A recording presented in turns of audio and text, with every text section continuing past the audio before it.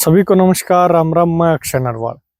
पूरे हरियाणा में चुनाव चला हुआ है और जितनी भी ग्रामीण क्षेत्र की विधानसभा की सीटें हैं, हर सीट के ऊपर किसान का जिक्र, किसान आंदोलन का जिक्र प्राथमिकता से चला हुआ है। हर व्यक्ति चाहता है किसान के नाम पर वोट लेना, चाहे वो किसान आंदोलन में शामिल था या नहीं था। किसान आंदोलन के बाद यह पहला चुनाव है और इसमें किसान और किसानी से जुड़े लोग बीजेपी और बीजेपी के कैंडिडेटों का विरोध भी कर रहे हैं और उनकी वोट ना डालने के लिए संकल्पित भी हैं।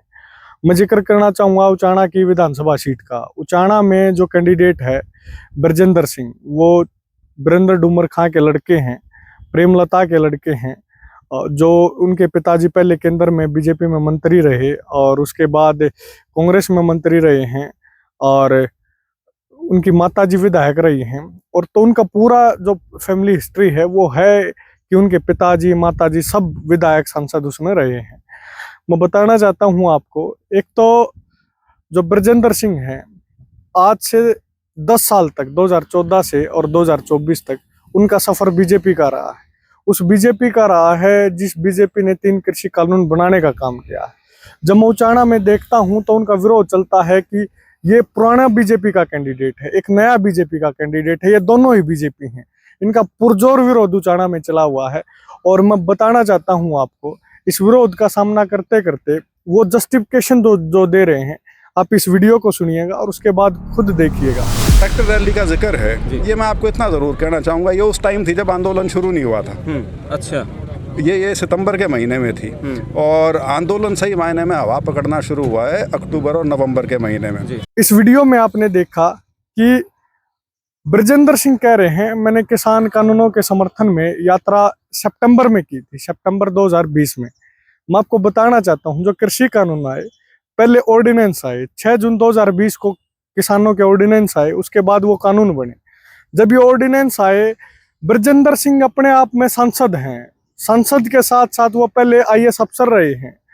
ब्रजेंद्र सिंह से एक बात पूछना चाहता हूँ। वो कह रहे हैं कि मैं तो सितंबर में वो जो रैली हुई थी ट्रैक्टरों की, उस किसान काले कानूनों के समर्थन में जब आंदोलन चला, मैंने कोई भी समर्थन बीजेपी के उन 3 कृषि कानूनों का नहीं किया। बड़ी हास्यास्पद बात है, सोचने की बात है उचाना की जनता के प्रत्येक वोटर के लिए। अब मुझे एक बात बताने का काम करें, जो IAS अफसर उनको पढ़ के इस बात का आकलन नहीं कर सकता कि ये किसानों के फायदे के कानून हैं या किसानों के नुकसान के कानून हैं। जो ऑर्डिनेंस 6 जून को आ गए थे, सितंबर में उनकी किसान यात्रा हंसी में होती है, ट्रैक्टरों की यात्रा होती है, किसानों को यह बताने के लिए कि इन कानूनों का फायदा है। या तो वो ढंग से पढ़ नहीं पाए, लेकिन मैं इस बात को नहीं मानूंगा वो पढ़ नहीं पाए, क्योंकि वो ब्यूरोक्रेट हैं, वो IAS अफसर हैं, उनको बखूबी इस बात की समझ होगी कि इनमें क्या लिखा क्या नहीं लिखा है।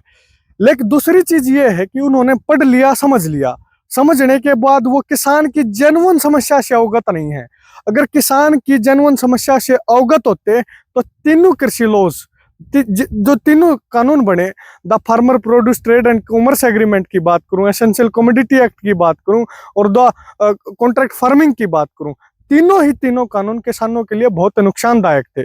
मुझे ऐसा लगता है ब्रजेंद्र सिंह अगर ये बात कह रहे हैं कि किसान आंदोलन चलने के बाद समर्थन नहीं किया, बड़ी हास्यास्पद बात है। उनको समझ नहीं है ग्राउंड पे किसानों को किस बात से नुकसान होता है और किस बात से फायदा होता है। अगर उनको समझ 3 कृषि कानूनों की, अगर उनको समझ, उनके पिताजी को समझ थी, तो बाद में आंदोलन चलने के बाद जब लगा कि लोग उठ गए और उनको पॉलिटिकल नुकसान हो जाएगा, तब उनका समर्थन करने लगे हैं। दूसरा, उनके पिताजी वीरेंद्र सिंह कहते हैं कि कुछ लोग वीरेंद्र सिंह को राजघराना कह रहे, छोटू राम की लेगेसी को राजघराना कह रहे, और उनको शर्म आनी चाहिए। अगर छोटू राम जी की लेगेसी को राजघराना कहते हैं लोग, तो उनको शर्म आनी चाहिए। मैं उनको कहना चाहता हूं कि शर्म तो आप लोगों को आनी चाहिए, अपने आप को छोटू राम की लेगेसी बताते हुए।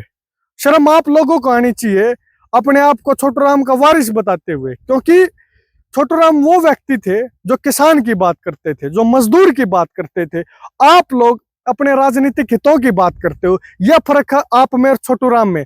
छोटू राम की लेगेसी वो लोग हैं जो किसान आंदोलन में बॉर्डर के ऊपर बैठे थे, जो एक एक टोल के ऊपर बॉर्डर पे बैठे थे, चाहे खटखट टोल हो, चाहे मैयड़ टोल हो, और मजबूती से उन 3 काले कानूनों के खिलाफ लड़ाई लड़ने का काम कर रहे थे, वो छोटू राम के वंशज थे। जब छोटू राम से कई बार पत्रकार पूछते थे कि आपका कोई बेटा नहीं है और आप राजनीति कर रहे हैं, राजनीति में है, तो आप किसके लिए राजनीति कर रहे हैं, आप इतने क्यों एग्रेसिवली किसानों के लिए लड़ते हैं? छोटू राम का एक ही जवाब था कि हड़की मूठ पकड़ने वाला हर व्यक्ति मेरा बेटा और भाई है। इसलिए असली छोटू राम की लेगेसी वो है जो किसान की बात करते हैं, जो छोटू राम के विचार की बात करते हैं। छोटू राम जी जो 2 बात कहते थे कि एक दुश्मन पहचानना सीख लो और एक बोलना सीख लो।